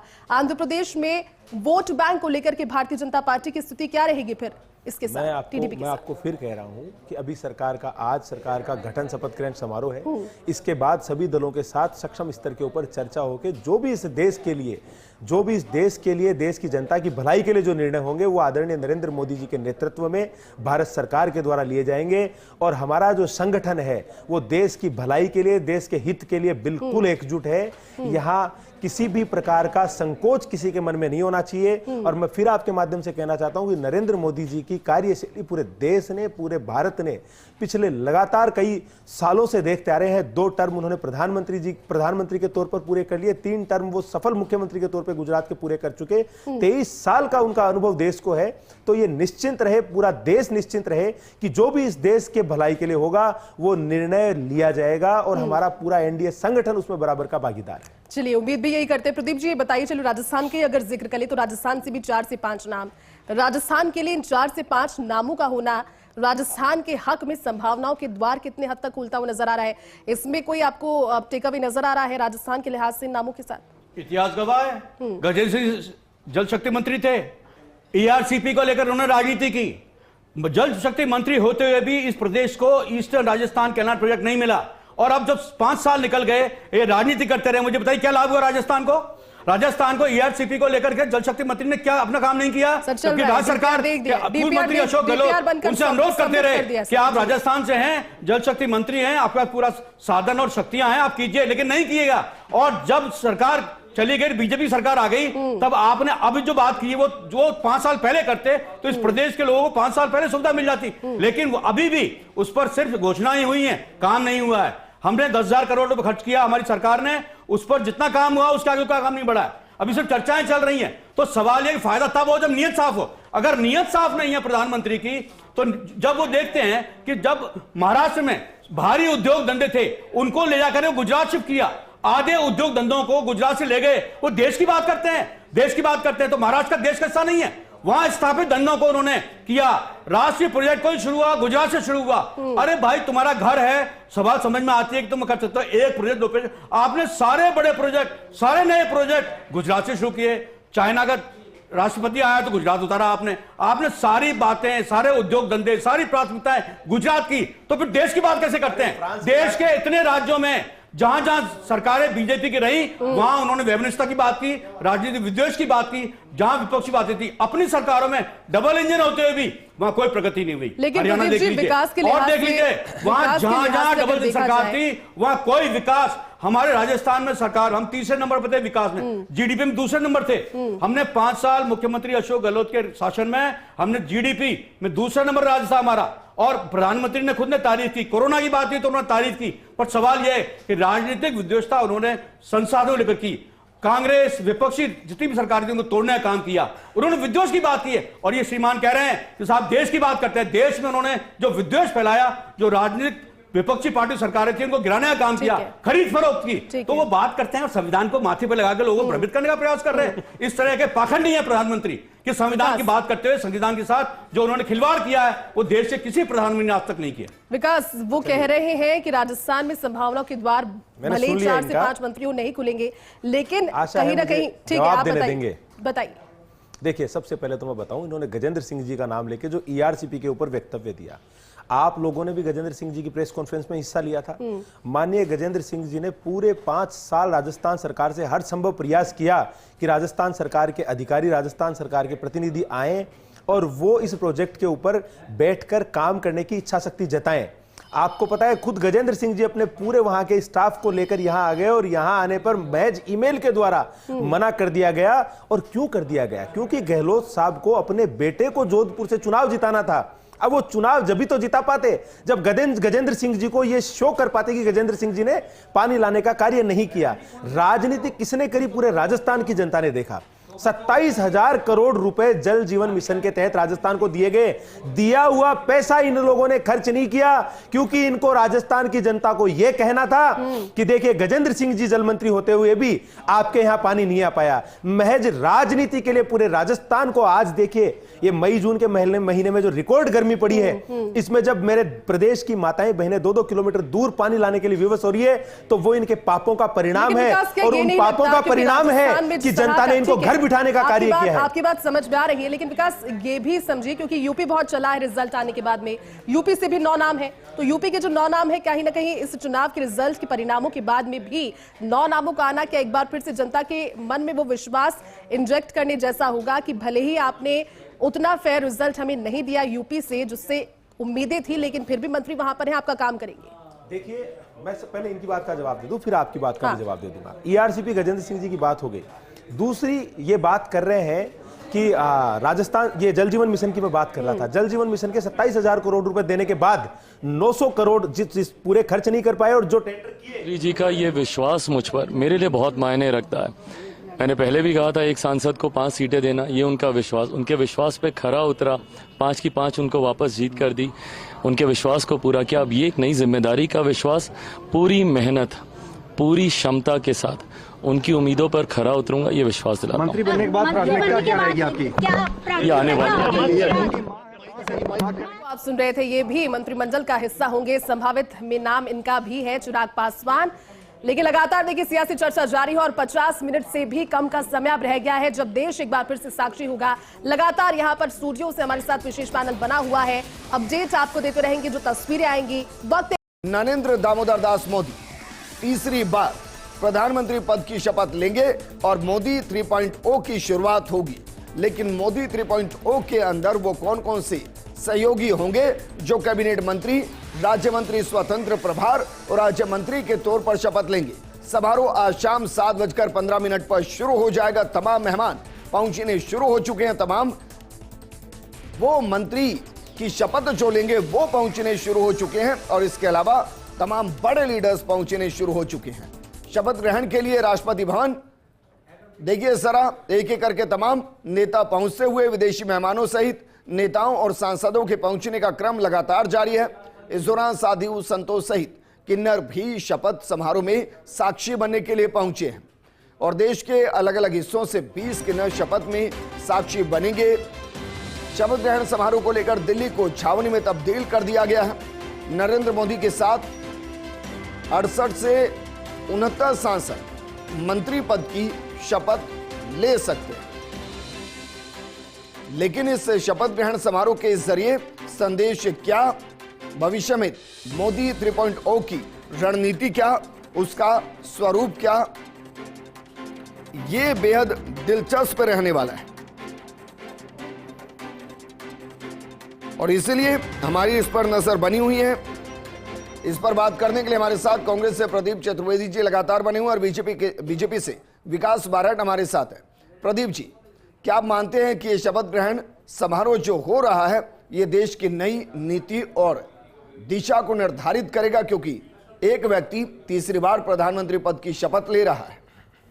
विजेंद्र, सबसे पहले आपको मैं अपडेट करना चाहता हूं कि आज शपथ ग्रहण समारोह अभी कुछ देर बाद शुरू होने वाला है। उससे पहले ही एक नाटक शुरू हो गया है कि वो एक प्रफुल्ल पटेल जो पूर्व केंद्रीय मंत्री थी, उनको राज्य मंत्री का ऑफर दिया गया जिसे उन्होंने स्वीकार करने से मना कर दिया, तो पहला विकेट डाउन हो गया है। शपथ लेने से पहले प्रफुल्ल पटेल ने राज्य मंत्री के रूप में शपथ लेने से इनकार कर दिया और उन्होंने अपना असंतोष व्यक्त कर दिया है। इसलिए खेला शुरू हो चुका है, ये खेला शुरू हो चुका है। प्रदीप जी क्या कहते हुए? जी, मैंने कहा ना आपसे, क्या कहा? साझा सरकार में प्रधानमंत्री नरेंद्र मोदी काम करने की स्थिति में नहीं होंगे। क्योंकि उन्होंने तीन टेन्योर मुख्यमंत्री भी बहुमत में किए हैं और 2 टेन्योर भी उन्होंने साझा सरकार में नहीं किए हैं। ये पहली साझा सरकार का पहला विकेट शपथ लेने से पहले ही गिर गया है। मैं आपको मैच का पहले से बता देता हूं कि शुरुआत हो गई है, शपथ नहीं हुई है लेकिन विकेट गिर गया है।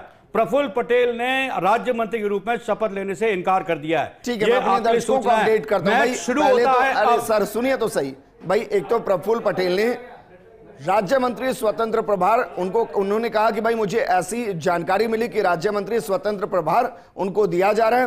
प्रफुल्ल पटेल के बारे में जो भी जानते होंगे वो पहले कैबिनेट मंत्री रह चुके हैं और उन्होंने यही कहा कि मैं कैबिनेट मंत्री रह चुका हूं तो फिर भला राज्य मंत्री स्वतंत्र प्रभार की जिम्मेदारी कैसे संभाल सकता हूं। हालांकि उन्होंने भी ये कहा कि मुझे एक जानकारी मिली। उसके साथ उन्होंने एक और बड़ी बात की, उन्होंने कहा कि हम एनडीए में थे, हम एनडीए में हैं और हम एनडीए में रहेंगे। इस पर बातचीत होगी कि भाई कुछ और क्या हो सकता है या नहीं भी हो सकता, तो भी हम एनडीए के अंदर ही हैं। विकास, ये क्या एक नया दौर है, एक नई सीख है जिसमें अब ये भी समझना पड़ेगा कि घटक दलों के साथ कैसे चलना पड़ता है। मैं इसलिए कह रहा हूं क्योंकि गुजरात में भी मुख्यमंत्री के तौर पर जब नरेंद्र मोदी जिम्मेदारी संभाल रहे थे उस वक्त भी पूर्ण बहुमत की सरकारें हुआ करती थी। जब 14 और 19 में किया तो भी पूर्ण बहुमत की सरकार थी, इस बार नहीं है। देखिए विजेंद्र जी, इस चुनाव के अंदर पूरे देश ने देखा कि किस प्रकार महज सत्ता के लिए आतुर होकर एक ऐसा अलायंस जो है वो बनाया गया जिसने तरह तरह की भ्रामक बातें पूरे चुनाव के दौरान पूरे देश के अंदर करने का कार्य किया। उनका जब बस लगा उन्होंने कहा कि ये पार्टी संविधान खत्म कर देगी। जो मैं पहले भी बता चुका हूं कि जिस पार्टी ने करीबन 93 बार राष्ट्रपति शासन राज्यों में लगाया, जिन्होंने 100 से ज्यादा अनुच्छेदों के अंदर महज एक बार में 42 अनुच्छेदों में संशोधन जिन्होंने संविधान में किया, उन लोगों ने पूरे देश में घूम घूम के कहा कि ये संविधान संशोधन कर देंगे, दलितों को और पिछड़ों को डराया कि आरक्षण खत्म कर देंगे। इतना ज्यादा दुष्प्रचार करने के बावजूद इस देश की जनता ने 10 साल से लगातार देश की प्रगति के लिए, देश के विकास के लिए कार्य कर रहे नरेंद्र मोदी जी की सरकार को चुनने का कार्य किया है। मैं रोकना चाहूंगा, तस्वीरें आपको दिखा रहे हैं। तस्वीरें जरा देखिए, राष्ट्रपति भवन जहां शपथ ग्रहण समारोह चल रहा है वहां पर अमित शाह पहुंच चुके हैं। अमित शाह एक बार फिर से शपथ लेंगे, लेकिन गृह मंत्री के तौर पर जिम्मेदारी संभालेंगे, रक्षा मंत्री के तौर पर, ग्रामीण विकास मंत्री के तौर पर, या फिर कोई और जिम्मेदारी मिलेगी। हालांकि उन्होंने गृह मंत्री के तौर पर जिस तरीके से देश में काम किया उसमें हमेशा उनके इस टेनोर को याद किया जाएगा, क्योंकि 370-35A को उनके इसी कार्यकाल के अंदर हटाया गया। CAA को लागू इसी कार्यकाल में किया गया। ट्रिपल तलाक के खिलाफ कानून इसी कार्यकाल में किया गया। और यूपी के मुख्यमंत्री योगी आदित्यनाथ वो भी पहुंच चुके हैं। तस्वीरें आपको दिखा रहे हैं एक एक करके, तमाम मेहमान, तमाम पॉलिटिशियन पहुंचते हुए। हालांकि योगी आदित्यनाथ के नेतृत्व में उत्तर प्रदेश के अंदर जिस तरीके से बीजेपी को परफॉर्म इस बार करना चाहिए था उसमें झटका लगा है। झटका यह भी लगा कि अयोध्या, जिसे फैजाबाद कहते हैं, वहां पर भी बीजेपी हार गई। लेकिन उसके बावजूद योगी जिस अंदाज में काम करते हैं, उनकी जो विश्वसनीयता है, उनकी जो पॉपुलैरिटी है वो बनी हुई है। बहरहाल जिस तरीके की तस्वीरें वहां से मिल रही हैं, कुछ ही वक्त में कार्यक्रम शुरू होगा, क्योंकि 7:15 के आसपास का वक्त रखा गया है। विकास, बात पूरी कीजिए। जी, तो मैं आपको कह रहा था कि किस प्रकार के भ्रामक प्रचार इस चुनाव के दौरान पूरे देश के अंदर जगह जगह घूम घूम के किए गए। उसके बावजूद, इतना सब होने के बाद भी लोगों ने भारतीय जनता पार्टी के ऊपर, एनडीए के ऊपर विश्वास जताया और पूरा बहुमत देने का कार्य किया है। अब जब ये सरकार बन गई है तो इन लोगों को जिस प्रकार की चिंताएं हो रही है, मैं विजेंद्र जी आपको बताना चाहता हूं, बिल्कुल आप सही कह रहे हैं कि नरेंद्र मोदी जी ने जब से जनप्रतिनिधित्व संभाला है उनको प्रदेश ने और देश ने पूर्ण बहुमत ही दिया है। लेकिन इस प्रकार की परिस्थितियों में मैं मानता हूं इतनी सीटें भी देश की जनता ने दी, वो एक बहुत बड़ा बहुमत मैं मानता हूं। और आपने देखा पिछले दोनों टर्म में पूर्ण बहुमत होने के बावजूद भारतीय जनता पार्टी ने एनडीए के जो दल थे उनको साथ लेकर उनको मंत्री पद भी दिए हैं और उनको बराबर लेकर चलने का कार्य किया है। इसी का परिणाम है कि आज भी एनडीए के संगठन के जो पार्टियां एनडीए में शामिल थी, उन लोगों ने किस प्रकार नरेंद्र मोदी जी को एक सुर के अंदर अपना नेता माना है। और आपने देखा किस प्रकार नीतीश कुमार जी तो नरेंद्र मोदी जी के को प्रणाम तक कर रहे थे। ये अपने आप में ये सम्मान जो है, इसने इन लोगों को बड़ा निराश कर दिया है। जो बातें ये पिछले 2-3 दिन से कर रहे थे, आप लोगों ने भी सुनी, कहीं ना कहीं वो रीढ़ की हड्डी उन बातों की तोड़ने का कार्य उस मीटिंग के विजुअल्स ने किया है। अब इस बात को डाइजेस्ट ये नहीं कर पा रहे हैं और मैं और आप यहीं रहेंगे और 5 साल इस सरकार का कार्यकाल पूरा, सफलतम कार्यकाल पूरा हो जाएगा और इनको जिस प्रकार की बातें आज कर रहे हैं ये बातें ही करते रह जाएंगे। ऐसा नहीं है, क्योंकि जिस तरीके का बहुमत मिला है वो ऐसे है तलवार की नोक पर चलना, जिसमें घायल होना लगभग निश्चित है। देखिए विजेंद्र जी, देश की जनता ने जो भी जनादेश दिया है उस जनादेश के आधार पर मैं मानता हूं कि वो बहुमत भी, जिस प्रकार के प्रचार, जिस प्रकार के भ्रम इन्होंने देश के अंदर फैलाए, उन भ्रमों के बावजूद देश की जनता ने इतना जनादेश दिया। मैं मानता हूं ये नरेंद्र मोदी जी के ऊपर जनता का विश्वास ही था। और मैं मानता हूं, देखिए, हमें किसी परिवार का पालन पोषण नहीं करना, हमें किसी शहजादे को आगे राजा नहीं बनाना, हमें इस देश को आगे लेके जाना है, इस देश के विकास की रफ्तार को बढ़ाना है, देश को तीसरी अर्थव्यवस्था विश्व की बनाना है, देश को विकसित राष्ट्रों में लाके खड़ा करना है। ये ध्येय लेके हम चल रहे हैं तो मैं मानता हूं हमारे पास खोने के लिए कुछ नहीं। हम इस देश को आगे ले जाने के लिए कार्य करें, किसी परिवार को आगे ले जाने के लिए कार्य नहीं करें। ठीक है विकास, अब इस पर मैं आज नहीं आऊंगा कि भाई बीजेपी से कितने परिवार से इस बार कैंडिडेट रहे और कितने सांसद पहुंचे हैं, मैं नहीं आऊंगा, क्योंकि अगर गिनने बैठे तो हो सकता है शपथ ग्रहण समारोह पूरा ना हो पाए और वो गिनती खत्म भी ना हो पाए। बहरहाल प्रदीप चतुर्वेदी जी, भाई इसमें कोई दो राय नहीं कि बीते एक लंबे टाइम तक गठबंधन की सरकारें हमने देखी। अगर मैं गलत नहीं तो 1984 के बाद से 2014 तक हम गठबंधन की सरकारों को ही देख रहे थे। वो दौर पहले भी देश ने देखा है और मजबूती से सरकारें चलती हमने डॉक्टर मनमोहन सिंह की भी देखी है और अटल बिहारी वाजपेयी की भी देखी है। तो अब समस्या क्यों होगी? सवाल वही है, अगर नेतृत्व सम्मानित हो, व्यक्तित्व सम्मानित हो, सच्चाई पर आधारित हो, उनका व्यक्तित्व हो, बड़ा हो, तो सब लोग साथ करते हैं। अटल बिहारी वाजपेयी जी ने 3 बार सरकार बनाई, उन्होंने गठबंधन की सरकार नहीं बनाई, बहुमत में कभी नहीं आए, लेकिन सवाल वही है कि उनके प्रति आज जो राजनीतिक समाज में जो उनका आदर है वो आज भी कायम है। कायम होने की वजह क्या है? वो भी भाजपा के नेता थे, वो भी जनसंघ के नेता थे, लेकिन सवाल यह है कि उन्होंने मूल्यवान राजनीति की, उन्होंने मूल्य आधारित राजनीति की। ये प्रधानमंत्री झूठ फरेब कपट की राजनीति करते हैं। इनका सामाजिक सम्मान की बात छोड़िए, इनका घर का सम्मान नहीं, इनका पारिवारिक सम्मान नहीं, इनकी क्रेडेंशियल्स नहीं है। जिस आदमी का व्यक्तित्व संदिग्ध हो, वो आदमी आज देश को जिस तरह से छल रहा है, संविधान को कपट के साथ चला रहा है। आप देखिए जिस तरह की उन्होंने नीति अपनाई, जिस तरह से उन्होंने अपने राजनीतिक विरोधियों का उन्होंने हवास किया, जिस तरह से उन पर अत्याचार किए, तो सवाल यह कि अगर आप सम्मानित व्यक्ति नहीं है तो आपकी कोई बात मानने को तैयार नहीं है। जिन दो राजनयिकों सम्मानित हो जाते हैं जो भारत से बाहर जाकर भारत का विरोध करते हैं, लोगों को सरकार जो भारत से बाहर जाकर भारत के लोकतंत्र का मजाक बनाते हैं, वो सम्मानित पहुंचाया, उनको सहयोग लेकर सरकार बनाई, उनका साथ छोड़ दिया। उन्होंने आज तक किसी भी साझा सरकार, किसी दल को या नेता को साथ चलने के लिए प्रेरित नहीं किया, उसको मजबूर किया कि वो या तो साथ छोड़े या उनकी शर्तों पे काम करे। चलिए मैं आपको कुछ उदाहरण देता हूं प्रदीप जी, आपके ज्ञानवर्धन के लिए मैं थोड़ा सा उदाहरण देता हूं। आप बताइए, रामदास अठावले सरकार में मंत्री थे, अनुप्रिया सरकार में मंत्री थे, कितने सांसद लेके बैठे हैं? उनकी हैसियत क्या रही? वो न तो किसी राज्य दल से बात करते हैं, न मीटिंग करते हैं। उन्होंने संसद में जब 3 जो न्यायिक मामले थे जिन पर उन्होंने संविधान में संशोधन करी धाराओं पर बात की थी, तब उन्होंने चर्चा नहीं की, संसद में चर्चा नहीं की, अध्यादेश के जरिए उन्होंने पेश किया। और जब 150 सांसदों को आपने मुअत्तल कर दिया, सस्पेंड कर दिया, तो आपने एक झटके में सारे करीब 150 बिल पास कर दिए। ये किस तरह की संसद थी? किस तरह का लोकतंत्र था?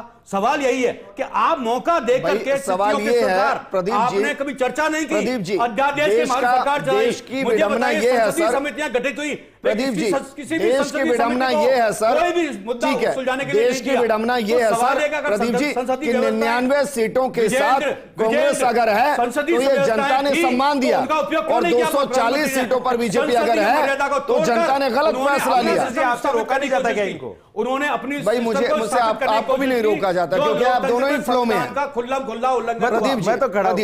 प्रदीप जी देखिए, देश का इतिहास भी देखिए और विडंबना देखिए कि 99 सीटें आपकी आई तो आपने कहा जनादेश है, आपने कहा जनादेश है जी, बिल्कुल। और 240 सीटें जिनकी आई आपने कहा कि गलत फैसला है। एक जनता के फैसले को आपने नकार दिया, जनता ये फैसला दिया है। अरे 240 सीटें आ गई, जनता ने नकार दिया और 240 शर्म है दिया देश को। इसलिए हम कहते हैं अब तो बाहर आई, शर्म है, नकार दिया लोगों ने, इसलिए आज साझा सरकार बनाए हुए मजबूर हुए हैं। ये लोगों का आदेश है, हमको विपक्ष में बैठ रहे हैं, इनको कौन ले आता है? सबसे बड़े विपक्षी दल के लोग हैं, आज सबसे बड़ा विपक्षी दल है हम लोग। लेकिन सवाल है कि प्रदीप चतुर्वेदी जी, सर मैं कह रहा हूं स्टूडियो में मैं एक आईना भी रखना शुरू करूंगा। करिए ना, रखना चाहिए। करिए भाई, आप किस तरीके से जनादेश का अपमान कर रहे हैं कि जिन्होंने 240 किसी पार्टी को दी। विषयों को लेकर के जो सरकार चली है, ये सब हमारे लाभार्थी भाई बहन जो हैं, इन लाभार्थी भाई बहनों के जीवन में जो परिवर्तन आया है उनको उन्होंने साकार होते हुए देखा है। आज सब लोग हम मिलकर के राष्ट्रपति भवन में इस मंत्रिमंडल के कार्यक्रम में भी जा रहे हैं, क्योंकि प्रधानमंत्री जी की सरकार पूरी तरीके से गरीब कल्याण के लिए समर्पित सरकार है।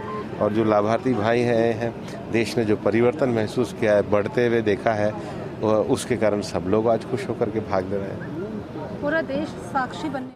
तो तस्वीरें आपको दिखा रहे हैं, तस्वीरें जरा देखिए। मुकेश अंबानी समारोह का हिस्सा बनते हुए, शाहरुख खान समारोह का हिस्सा बनते हुए, और तस्वीरें हैं राष्ट्रपति भवन से।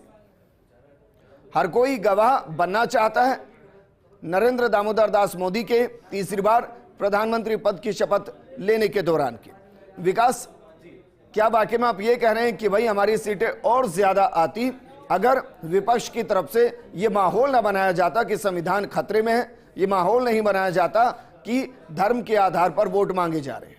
देखिए, मैं आपको बताऊं विजेंद्र जी कि ये तो आपने देखा है, पिछले चुनाव के अंदर घूम घूम के इनके शहजादे बोलते थे चौकीदार चोर है, चौकीदार चोर है। रफेल के आंकड़े देते थे, कहीं पर कुछ, कहीं पर कुछ, कहीं पर कुछ। अभी उसी की वानगी हमने फर्स्ट इंडिया पे भी देखी, जहां 1.5 महीने में हुए चुनाव को 2.5 महीने बता दिया गया। लेकिन उसका नतीजा क्या निकला? जनता ने इनको इनकी असली जगह दिखाई। और आज देखिए कितनी निर्लज्जता से टीवी के ऊपर खड़े होकर जिनको 99 सीटें मिली वो कह रहे हैं कि ये जनता का हमारे ऊपर विश्वास है, और जिनको 10 साल शासन करने के बाद भी इतना बड़ा मैंडेट मिला उनको कह रहे हैं कि इनका पारिवारिक सम्मान नहीं है, इनका सामाजिक सम्मान नहीं है। अरे कुछ तो शर्म करो। इस देश की जनता के द्वारा चुने गए, बहुमत के द्वारा चुने गए इस देश के प्रधानमंत्री हैं, और वो प्रधानमंत्री हैं जिनको विश्व के नेता बॉस बोलते हैं, जिनके चरण छूते हैं, जिनको अग्रिम पंक्ति में खड़ा किया जाता है, जिनका पूरा विश्व सम्मान कर रहा है, जिनके फोन करने पर देश के युवाओं के, देश के विद्यार्थियों के लिए युद्ध रुक जाते हैं। आप उस प्रधानमंत्री के लिए कह रहे हैं कि उनका सम्मान नहीं है। अपने स्तर को इतना नीचे विजेंद्र जी ये ले गए कि 99 सीटों के ऊपर भी इनको इस प्रकार का ये आडंबर करना पड़ रहा है, क्योंकि इनको पता है कि आने वाले अगले चुनावों में ये सीटें भी इनके लिए बहुत बड़ा सपना हो जाएगा। और फिर तुलना किसकी करते हैं? उस व्यक्ति से करते हैं जिसके निर्देशन में, जिसके नेतृत्व में पता नहीं कितने राज्यों के चुनाव हार गए, 2 लोकसभा के चुनाव हार गए, और अब भी बिना पद के ऊपर उसको हर जगह लीडर बनाने का कार्य किया गया। और फिर ये रिजल्ट आया कि वो इनके लिए नेता है, उन पे जनता का विश्वास है विजेंद्र जी, और मोदी जी का सम्मान नहीं है। क्या निर्लज्जता है? किसको कह रहे हो रे? ये जो टीवी पे देख रहे हैं इन्होंने तो वोट दिए भैया, अब तो ईवीएम का रोना भी नहीं रो सकते। पहले तो ईवीएम का रोना रोते थे, हाय रे ईवीएम की अर्थियां उठाते थे, अब तो वो भी नहीं रो सकते। अब किसको गालियां निकाल रहे हो? क्या देश की जनता को गालियां निकाल रहे हो क्या, जिन्होंने नरेंद्र मोदी जी को चुना है? किसको कह रहे हो सम्मान नहीं है? पूरे देश के प्रधानमंत्री वो बनने जा रहे हैं, और ऐसे गौरवमयी क्षण के ऊपर कम से कम मैं मानता हूं कि इस प्रकार की भाषा देश के प्रधानमंत्री के लिए, जो प्रधान पद के ऊपर आसीन होने जा रहे हैं, उनके लिए आपके चैनल पर विजेंद्र जी मैं मानता हूं कि आप इसके ऊपर जरूर आपत्ति दर्ज करवाएंगे। ठीक है, लेकिन मैंने तो सर वो भी दौर देखा जब रहते हुए प्रधानमंत्री, उनके लिए कहा गया था कि रेनकोट पहनकर नहाते हैं, मौनी, उनके लिए कहा गया था, और पद पर ही थे सर, और आपकी पार्टियों की तरफ